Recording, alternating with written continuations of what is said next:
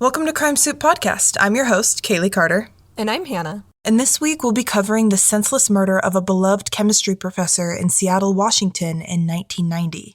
This is the story of Professor Rita Bartschot.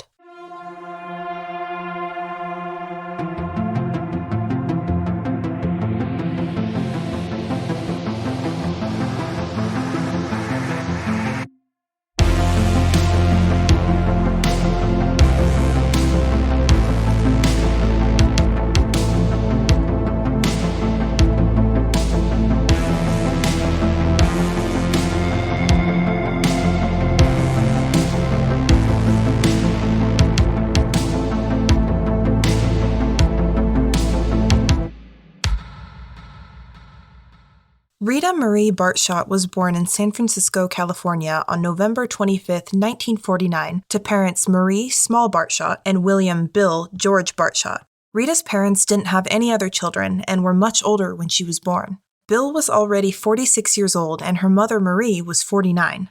Marie had finished 2 years of high school and worked full-time doing various clerical jobs, while Bill only finished the 8th grade and worked as a sheriff's deputy for the city of San Francisco. Rita graduated from the St. Rose Academy All-Girls Catholic High School in 1967, a beautiful historic school built in 1904 in the Lower Pacific Heights neighborhood of San Francisco. Not many people can claim that they decided their career goals in high school, but for Rita Bartschot, there was an instant bond between her and molecules, and she didn't just want to learn chemistry, she wanted to teach it to others.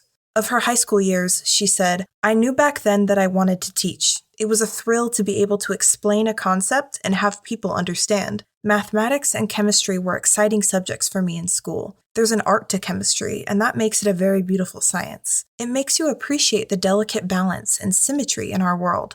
So I actually looked up Rita Bartschot's high school yearbook, and I found a picture of the St. Rose Academy from the Lower Pacific Heights neighborhood in San Francisco. And I'm kind of an architecture nerd, but to give you kind of a visualization of the kind of school that she went to, it was like this big stone building in like a neoclassical style with like columns and like arched windows, and it was just like very, very classy looking, which I know is typical for, Catholic architecture and things, but this was like a really, really beautiful school. The way you explained that absolutely gave away that you're an architectural buff. Like, you know what you're talking about, because half those words I was like, cool, what's that? Sounds awesome. Anyways, only 3 years after Rita graduated from high school, her father Bill died in 1970 at the age of 66. He had served on the police force for 18 years. And in 1971, Rita graduated from Lone Mountain College in San Francisco with a bachelor's degree in chemistry. After finishing her bachelor's degree, Rita and her mother Marie moved over 800 miles away to live in Seattle, Washington. Marie was in her 70s at this point, but Rita was just beginning her adult life and had dreams of pursuing her master's at the University of Washington. Based on my research from looking through old census records, because Rita's story has never been told before, I had to piece this together through census records, through her high school yearbook, the court documents from her case. From what I can tell, her mother Marie was born in 1900. Holy shit. Yes. So, and Rita was their only child. And I don't know what their story is, because obviously they've been dead for a while now. They all died before I was even born. But Marie was 49 years old when she had Rita. Miracle baby, kinda. Like, that's... Yeah, I don't think I know anyone, and if you do know someone who's had a baby that late in life, it's not common. Yeah, it's not common. Even pushing past, 40... is getting rarer, but late 40s, you don't hear about it very often. So I don't know what their story is. I don't know if she was planned, if maybe they thought they couldn't have children and she just magically appeared. Just popped up one day? Something interesting, I was looking through the census records, and they did a census in 1950, which would have been, the next year. So she was born in November. So a few months later, there's a census. And the household is listed as head of household is her dad, Bill, and then there's her mom, and then there's baby Rita, and then they have a nurse living with them. Good for them. That sounds nice. And I was like, I bet it's because, her mom was over 50 years old with a newborn. I can't even imagine they're like, we're going to hire someone. Yeah. Rita finished her master's degree in organic chemistry at the University of Washington in 1974, and by 1975 had co-authored several scientific papers. She worked at several different colleges until she finally fell in love with the Columbia Basin Community College in Pasco, Washington. In 1983, she was hired as a professor of chemistry for Columbia Basin Community College and began renting an apartment in the town of Pasco, a 3.5-hour drive from where her mother Marie lived in Seattle. She spent untold hours preparing her classes and working with students to help them achieve their best. When she wasn't working, she loved the outdoors and frequently spent time hiking and enjoying nature. One of her hobbies also included collecting stuffed bears, and her home and office were full of them. Rita never married. She lived alone in her 2-bedroom house except for her pet cat named Rosebud, whom she took very good care of, bringing him with her anytime she traveled. According to her landlord, Rita was very tidy and usually paid her monthly rent 2 or 3 days early. Inside her home in Pasco, Rita had potted plants, books, and charts reflecting her passion for chemistry and science. Rita was also really security conscious and requested that her landlord install a steel-reinforced door with a deadbolt lock at the rear entry of her house. In June 1990, Rita's mother Marie died at the age of 90.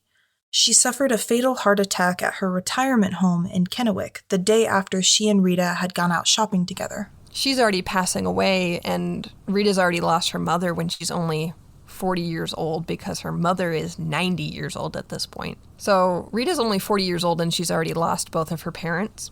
But there's a 3.5-hour drive from where Rita is renting her house in Pasco, where she works at the community college, and Seattle, where her mom, Marie, lives. Rita inherited her mother's house in the Ravenna neighborhood of Seattle and made plans to remodel it so she could rent the downstairs portion and use the upstairs for herself anytime she wanted to visit the city, eventually moving there permanently after she retired from teaching. She knew exactly what she wanted and where she was going. I mean, she just suffered a great loss. Her mother just died, and she's got her house that she has to take care of. But to Rita, it's like she's already got a plan. She already knows exactly what she wants to do. She wants to remodel the house. She wants to rent out the basement. She wants to keep the upstairs so that when she's ever visiting Seattle, she has a place to stay. And then eventually, whenever she retires, she's going to retire and live in this house. Like, she's got everything planned out. Like, she is not a spontaneous person, she's a planner, and that'll come into play later in the story. What Rita didn't know is that her mother's death would in fact be a new beginning for her, but it was not the kind of beginning she hoped for. Later that summer, Bartschot signed a contract to continue teaching during the 1990-1991 school year and prepared handouts for her 1990 fall quarter classes and faculty senate meetings. She was excited to get back to work, back to teaching chemistry and working with students. Before fall classes started up again on September 17th, Rita knew she needed to spend a few weeks at her mother's house in Seattle, cleaning out her mother's things, doing yard work, and talking to an architect about the remodel. On Wednesday, August 22nd, she packed up her suitcase, grabbed her little cat Rosebud, and told her neighbors and landlord she'd be back on September 10th before classes started back up. After unpacking her suitcase and getting settled into her mother's house, Rita set out to get as many projects done as possible. Later that day, Bartschot's best friend, Susan Berry, called her and they made plans to attend the Bumbershoot Music Festival in Seattle on August 31st before she went home to Pasco.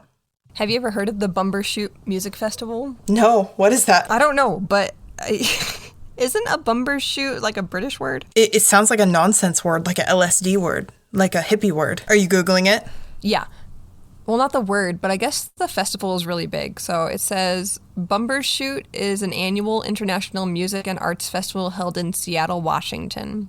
It's one of North America's largest festivals, and it takes place every Labor Day weekend. That's really cute. Yeah. So Susan and Rita were planning on going on the 31st, so in about a week. Oh, Bumbershoot is a slang word meaning umbrella. I just looked that up. Which makes sense because they're in Seattle. Yeah.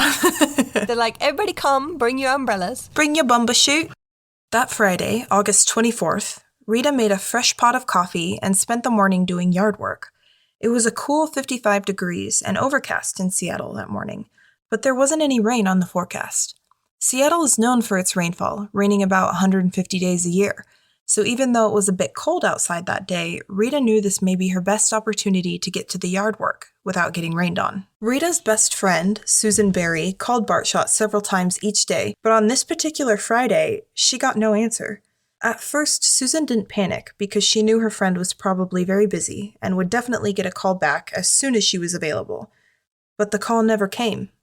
She tried again and again, and after several days, she became worried. After all, they had just made plans to attend the music festival together. Throwing caution to the wind was not Rita Bartschot's style. She planned just about everything in her life, including where and how she spends her free time. Methodical in thought and practice, the 40-year-old chemistry teacher was not the type of person to go away for days without telling somebody.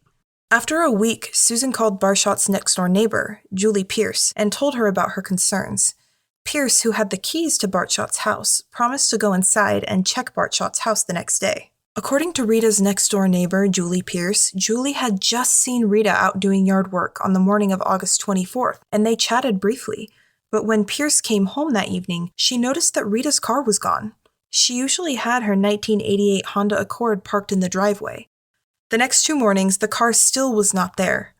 During the week of August 26th, Pierce did not see Rita's car and noticed that her house seemed empty. It seems kind of crazy to me that they waited a week to do or say anything. They didn't hear from her. They knew how methodical Rita was, and they didn't call the police or anything. That is kind of a long time. I don't know where Susan is living. I assumed that her friend Susan was also in Seattle, but now I'm actually wondering if maybe, because if that was the case, Susan would have just stopped by her house herself. Yeah. I'm assuming that she called the neighbor because she wasn't nearby. Yeah. And couldn't just check on her herself. Because it's if you and I lived in the same town and I didn't hear from you for a while, I would just stop by your house Exactly. and be like, are you alive? And knock on my windows and be like, what are you doing? You home? Yeah, climb in through your window, whatever. But a week? A week is a long time to not hear from somebody. From the 24th through so the 31st is where it all seems to come to a head, because that's when they're supposed to go to that music festival. It's that day. Yeah. But yeah, a week is kind of a long time. Yeah, if you didn't show up for plans we had made, I think I'd be worried. I would be calling everybody I could to try and check. And if I couldn't get a hold of you, at least by the next day, or at the very most the next day, I think I would call the police. Well, we don't always know how people are going to react in these kind of situations. I'm leaning more toward, I'd probably be more like Susan, where I would assume best case scenario. I don't typically jump to worst case scenarios in my head. I jump to worst case scenarios, so... That's how my mom is. My mom, if we were missing or late or out with friends or something, and she heard an ambulance outside, in the distance, she'd be like, it's one of my children, right? I do the same thing. It's not normal. It's because we have anxiety, I think. Yeah. No, it is because she has anxiety. Me, I make a million excuses before I come to the worst one. In this case, if you and I had plans to, let's say you and I had plans to go to a music festival on the 31st, and all week you weren't responding, I'd be like, maybe she forgot to pay her phone bill. Maybe her phone broke. And at this time, it's just landlines, right? So she's like, I know Rita is doing a bunch of repairs on the house. Maybe they put the phone out of order. I wish my brain worked like that. That would be real nice. Yeah, I would, in this case, I would probably be like, oh, maybe they're doing a repair on the phone line. And she doesn't engage in any kind of risky behavior, so I'm sure she's got a very valid reason why she's not calling me back. But then when it's the 31st and we're supposed to meet up, I would probably be a little peeved, Kaylee, you're supposed to be calling me back. What the hell? Yeah, I think that's what would send me over the edge. I know that you're busy, but we have plans. And I know that you never cancel plans. Or if you did, you'd have the decency to tell me beforehand. If you didn't even show up, if you didn't even call, I'd be like, okay, maybe something's wrong. I'm a little concerned. Yeah, and she didn't have a husband or a partner that you could call and be like, hey, just making sure. And the days before cell phones, this all would have just been a lot harder. I would have been lost without a cell phone, I think. I would have just been wandering through life, hoping nothing bad happened to me. And everyone who knows me would be like that, too. They're like, who the hell knows where Kaylee is? Hopefully nothing bad is happening to her. Because I am the opposite of Rita Bartschot. I am chaos incarnate. I am wild and thoughts are just coming and who knows where I'm going to be by the end of the day. Like, I need structure, but I have no idea how to implement it in any way whatsoever. I push back at all costs. That is a very accurate description. Kaylee is the opposite of Rita Bartschot. She's extremely methodical, extremely logical. I mean, to be fair, all of the things I do are extremely logical to me. But that means nothing to anybody not in my brain. So on August 31st, after Julie received the phone call from Susan Berry, she let herself into Rita's house. What she found was odd. The television was on. The cat was frantic and didn't have any food or water. The coffee pot was still full and developing mold, and Rita's suitcase was still there, full of her things, but there didn't appear to be any signs of foul play. Julie called 911 and reported her neighbor Rita Bartschot missing. Like, if I went to your house and your dogs were just frantic and they didn't have any food or water and your dishes were starting to mold over and, like, because that's a good example. Like, you wouldn't leave Nico and Zara alone without No, never. food or water. Never. Right? Without, like, telling someone or setting up a neighbor to come over. And she had a good relationship with Julie. Yeah. It sounds like. So if she had been planning on going somewhere and couldn't feed her cat or couldn't take her cat with her, she probably would have just told the neighbor. Yeah, that's extremely out of character for Rita, is what we know about her anyway. But, like, if that were me, I walked in, I'd be freaking the fuck out. I think I would know immediately that something was wrong after walking in. And Julie did. She walked in and was like, this is weird. I'm calling the police. I wonder where her mind was going to, because Rita's car was gone. So from her perspective, it looks like Rita got into her car and just left and didn't take her cat with her for days. I don't know. I think my first thought would be she must have gotten into a car accident somewhere. And yeah, something awful happened. Yeah, and nobody knows where she is. So, but wait until you hear what happens next. Bartschot's disappearance was completely contradictory to her lifestyle. She left her pet cat unattended and unfed, dirty dishes in the kitchen, and she hadn't told anyone she was planning to leave.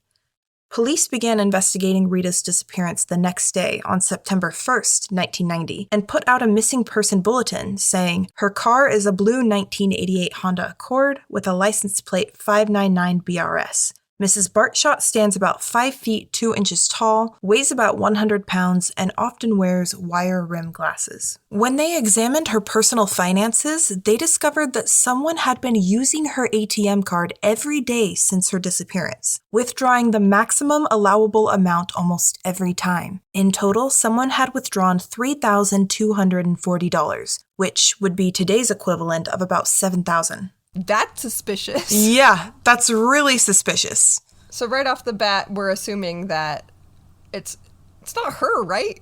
Yeah, no. Why would she want to escape from her own life? Like, everything was going according to plan. She didn't have to run away from her cat. Like, immediately, this is not Rita, whoever's using her debit card. A hidden camera had taken photos of the person using the card, and one of the investigating officers recognized that person as a man named Drew Thompson. He recognized him? Like, what? And those cameras are usually really grainy, especially in 1990. But they immediately were like, I know that guy. That's Drew Thompson. Like, damn, what did he do? Yeah, he's infamous, it sounds like. Especially in Seattle, that's a big city. For the cops to know you personally, that's not a good sign. Not a good sign. Drew Richard Thompson was a 30-year-old man who was also a suspect in the recent rape investigation of a 37-year-old woman in the University District of Seattle 3 months earlier.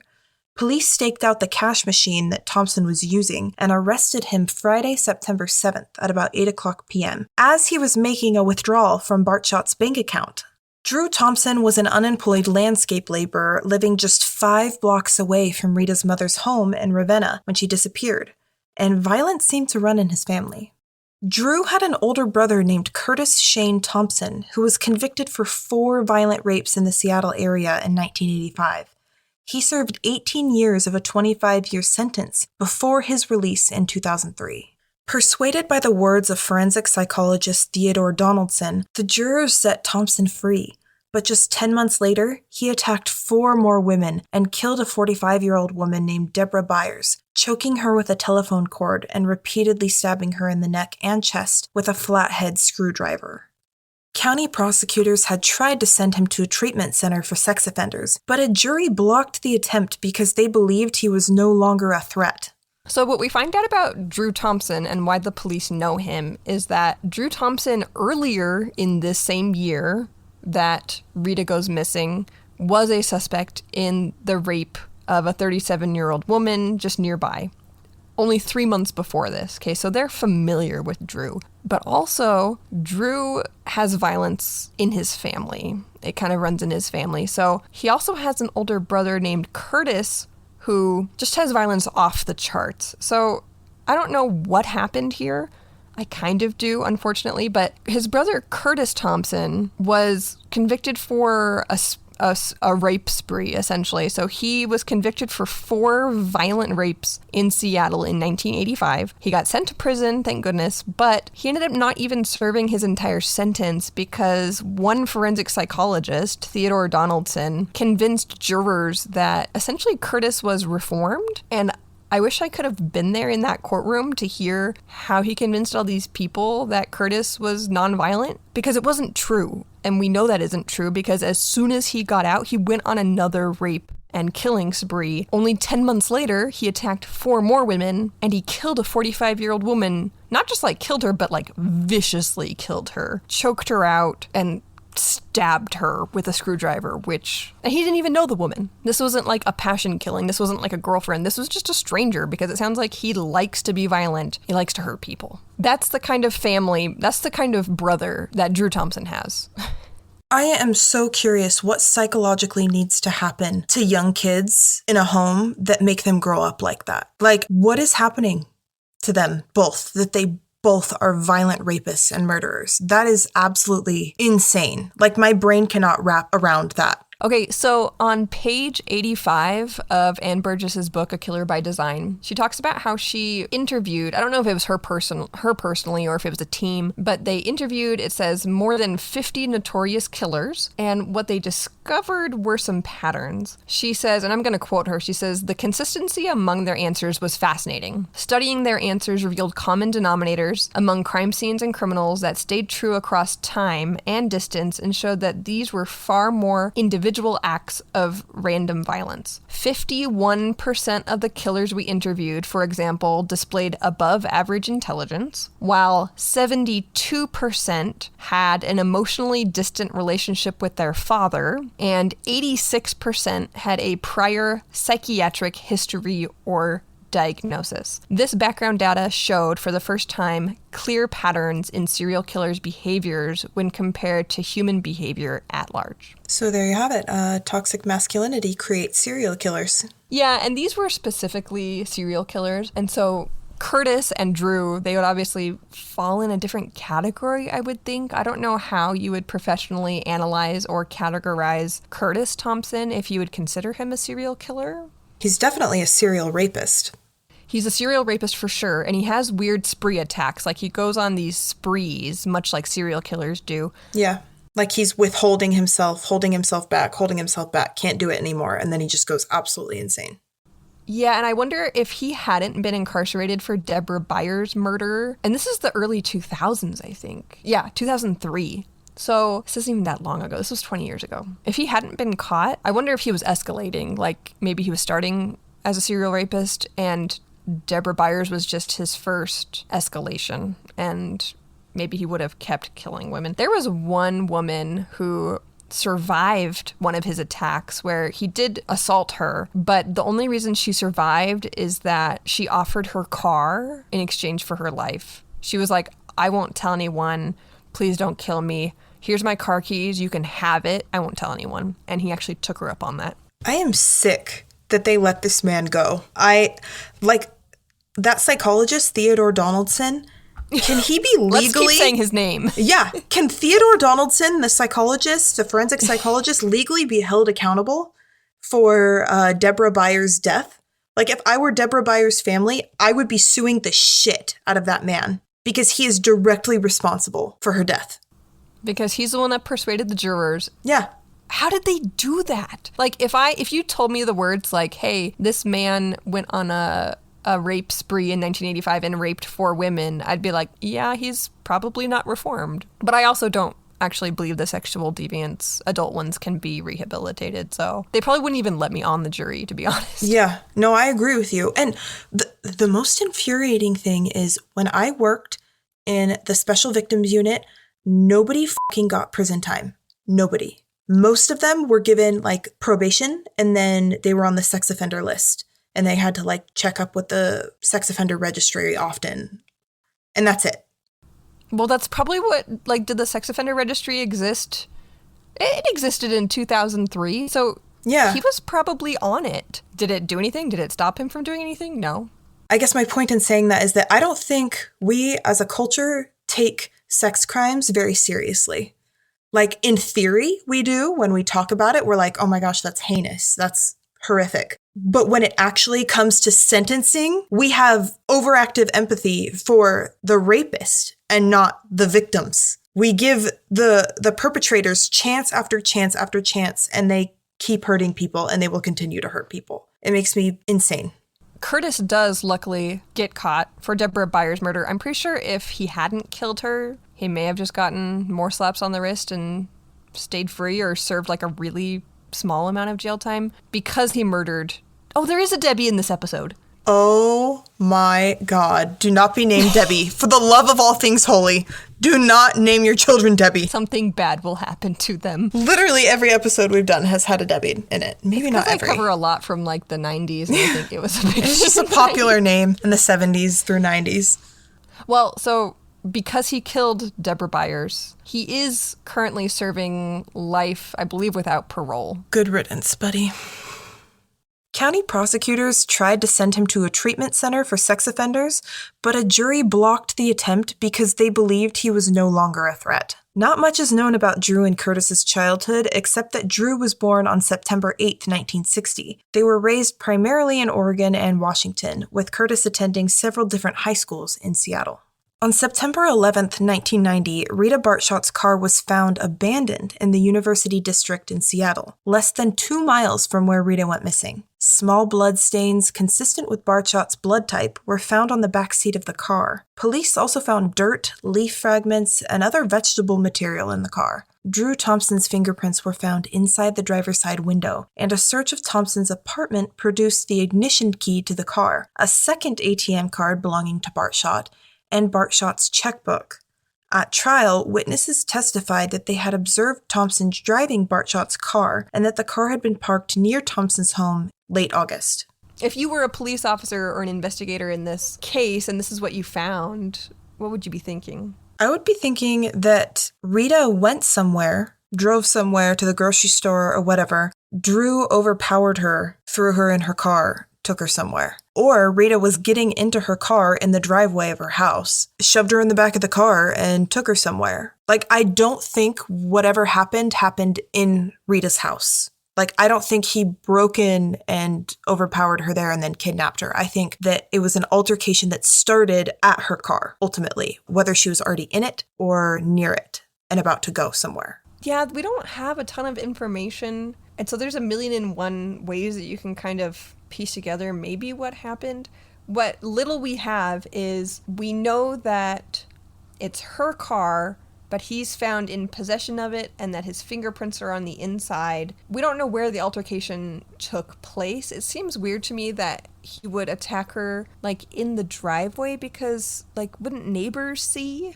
Okay, so then maybe it didn't happen in the driveway of her apartment. Of her house. She was probably running errands. And either way, she was planning on leaving. The altercation definitely happened in her car. She had the TV on for her cat. And that tracks with, she usually turned it on for her cat when she left. So she was leaving, already gone, when the altercation happened. So I didn't even think about that. Good memory. So the TV was on. So yeah, Kaylee, you're a genius. I could kiss your brain. So it probably wasn't at her house. Yeah. Because it sounds like she was leaving. She was either leaving or was gone. Yeah. She turned on the TV for her cat. She was going somewhere. We don't really know what time this happened. We know that her neighbor saw her the morning she presumably disappeared, potentially. We don't know when exactly she disappeared, but August 24th, Julie saw her working on landscaping in front of the house. When I'm doing projects on my house, I run to like Home Depot or Lowe's at like 9, 10, 11 at night sometimes to grab stuff. I want to know why you think, okay, so she was doing yard work, right? But is Rita the kind of person who, why would there be leaves and quote unquote vegetable material in the backseat of her car? Does that seem kind of messy? Yeah, I have no idea what that means. I don't know if she was like moving stuff around. She was doing landscaping work. So was she going to like grab some landscaping tools or like borrow landscaping tools from somebody? No, maybe not borrow, but like it's either that or Drew left them in the car from dumping Rita's body somewhere. Yeah, here's the thing, is the hard thing about this case and trying to figure out like maybe what happened to her or where she could be is that she was doing yard work and he, by trade, even though he was unemployed, was a landscape laborer. So I can't tell if these are leaf fragments from her doing yard work that day, although that seems weird. I just had a thought. So Drew was a landscaper by trade. Is it possible that he put his tools in the back of Rita's car? So potentially he killed Rita, took her to a place to bury her, took his tools to do it. After he was done disposing of her body, he put his tools in the back of the car. It still had some dirt, vegetable, leaf fragments, and they just stayed in the back of the car because they fell off of his tools. Yeah, because I have a hard time believing from what I know about Rita and like how neat she is and how organized and planned she is that she would leave a bunch of refuse in the back of her car. So I don't think the leaves are from her, which means that Drew must have put them there. But it's also possible that she just didn't have time to clean it out if it was from her because she was kidnapped. But I think the possibility of it being from Drew is much more likely.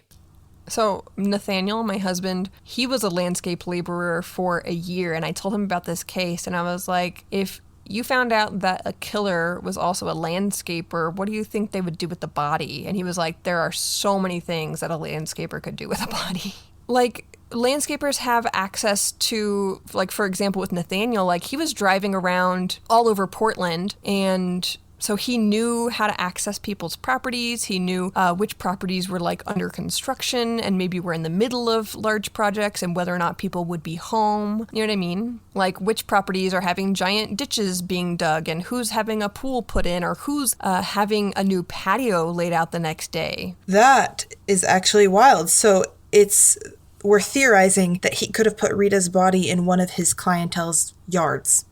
See, what's crazy to me is like if people heard this story, you recognize Drew Thompson on the news, you're watching, you're like, oh my God, Drew Thompson, that's my landscaper. And there's a woman missing. Like he just laid a patio in my backyard like last week. You wouldn't be like, hey, maybe I should tell the police? Like your mind wouldn't immediately go there. I can't relate to you. So it might not be that he specifically put it on like a client's property, but just if he's a landscape laborer, guaranteed he has all of the tools he needs immediately within his possession to hide a body. And he's probably very good at digging. After his arrest in September 1990, Thompson shared a cell at the King County Jail with a man named Kevin Olson, who had an extensive criminal history. Olson testified at trial that Thompson threatened Bartschot in order to get the PIN number for her ATM card. According to Olson, Thompson said that he did not have any problem getting the PIN number from Bartschot and that he held her hostage until he verified that the numbers were good. Olson also stated that Thompson hid Rita's body somewhere she'd never be found, but wasn't told where. Unfortunately, Drew Thompson's professional experience with landscaping could explain his ability to make a body disappear, and he wouldn't be the only known murderer to have a landscaping background. In 2019, in Toronto, Canada, a man named Bruce MacArthur pled guilty to 8 counts of first-degree murder and is the most prolific serial killer in Toronto's history. He was also a landscaper, like Drew Thompson, and he hid his victims' bodies inside large planters, keeping them concealed with dirt and plants.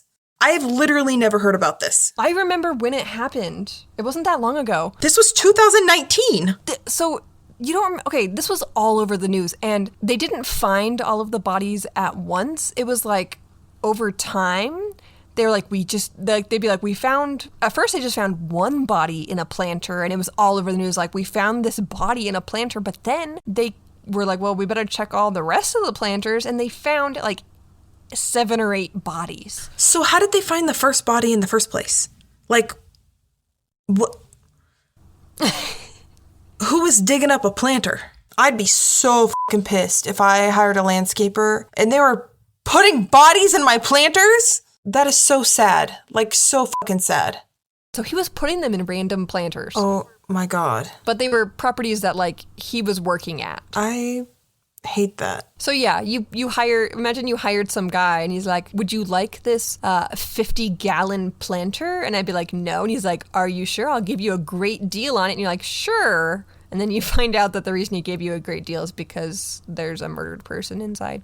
I have a temper problem, and even I think it's easy to not kill people. Like, I really don't get it, people. Get your shit together. Anyways, but wait until you hear what happens next. Thompson would have had access to lots of tools and would have known how to use them efficiently. What he once used to dig a ditch could have been used to dig a grave. What may have looked like a man burning a pile of branches, laying a new walkway, or mulching some leaves may have been, in reality, much more nefarious.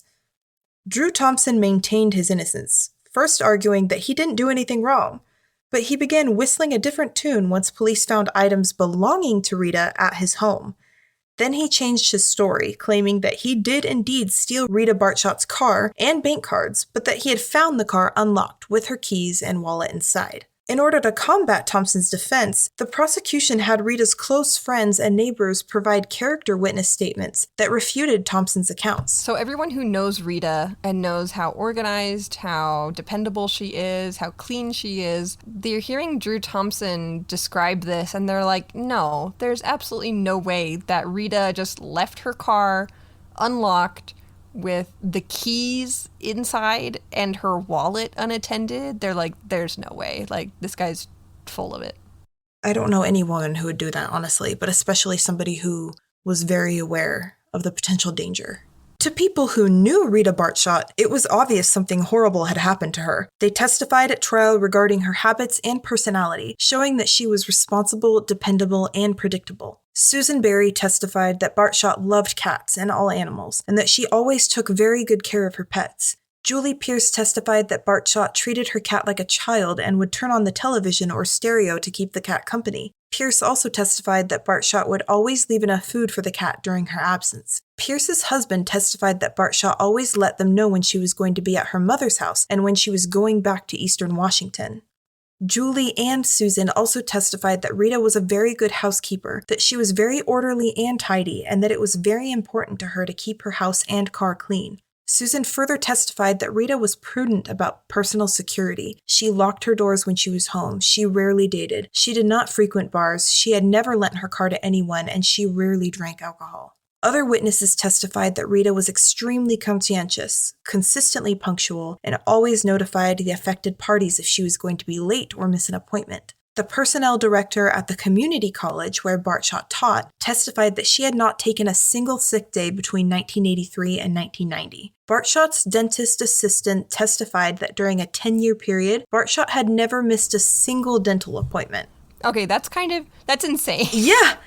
Like, the level of punctuality is absolutely next level. I don't think I've ever met a person that dedicated to anything in my life. Yeah, like, I consider myself to be pretty dependable, but, like, the thing that gets me is that she didn't take a single sick day in 7 years. I take, like, one a month. Yeah, what's she on? I don't know. But this is the righteous victim, right? 100%. This is the person who people are gonna bend over backwards and be like, no, absolutely not. She did not leave her cat unfed. She didn't just randomly disappear and go on a bender.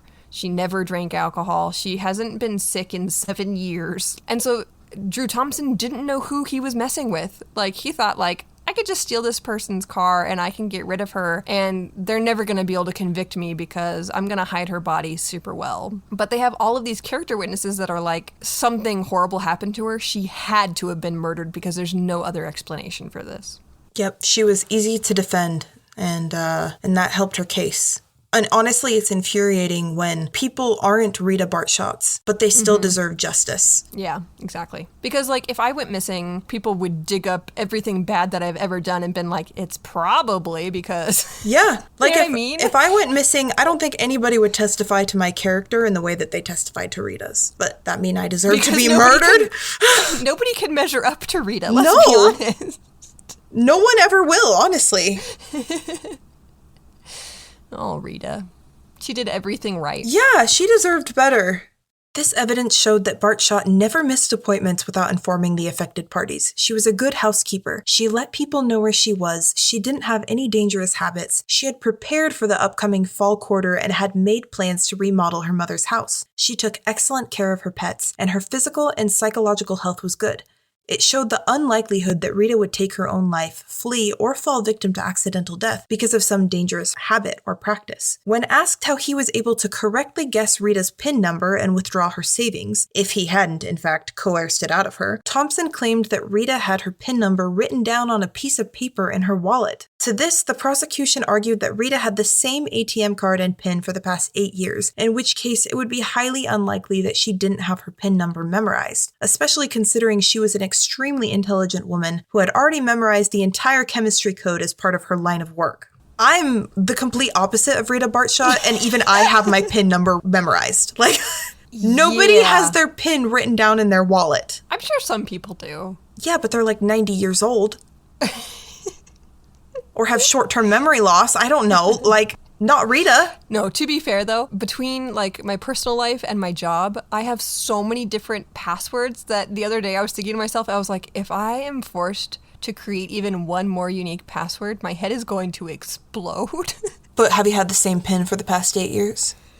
Yes, and I still do sometimes forget it. But you forget it? It's because there's only like 2 major number sequences that I use for like anything, and it's always one of the 2, and sometimes I forget which one it is, and so sometimes I put in the wrong one, and then I'm like, no, it's the other one, and then I put in the other one. No, that's fair, but that's not like you just forgot the sequence of numbers altogether.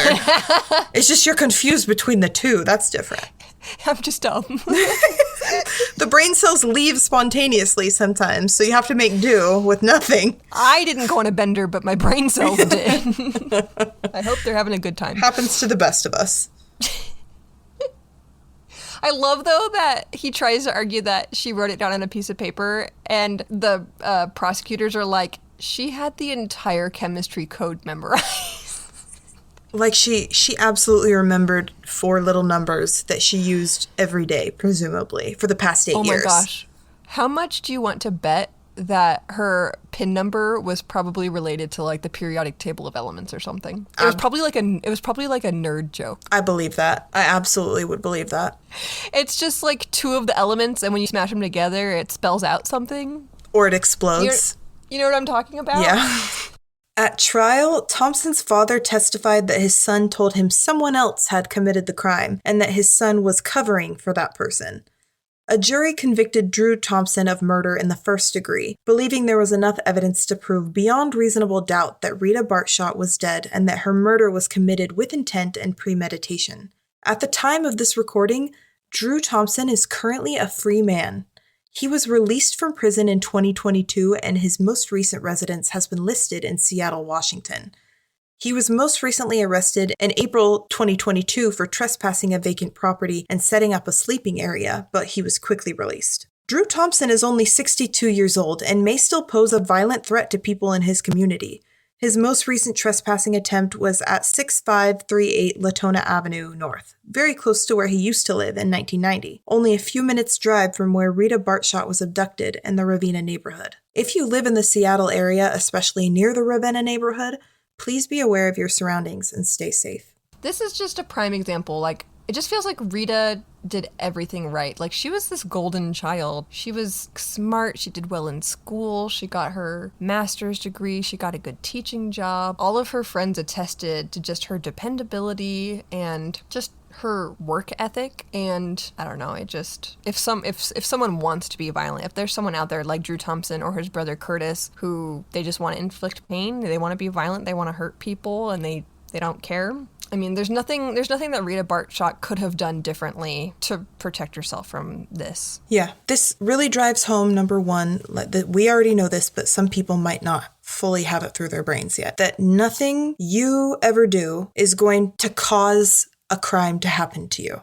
a violent sexual crime. The clothes you're wearing, the type of person you are, whether or not you party, whether or not you drink, whether or not you go out late at night, whether or not you're responsible, you go to school, has nothing to do with you being raped or murdered. It has everything to do with people who rape and murder.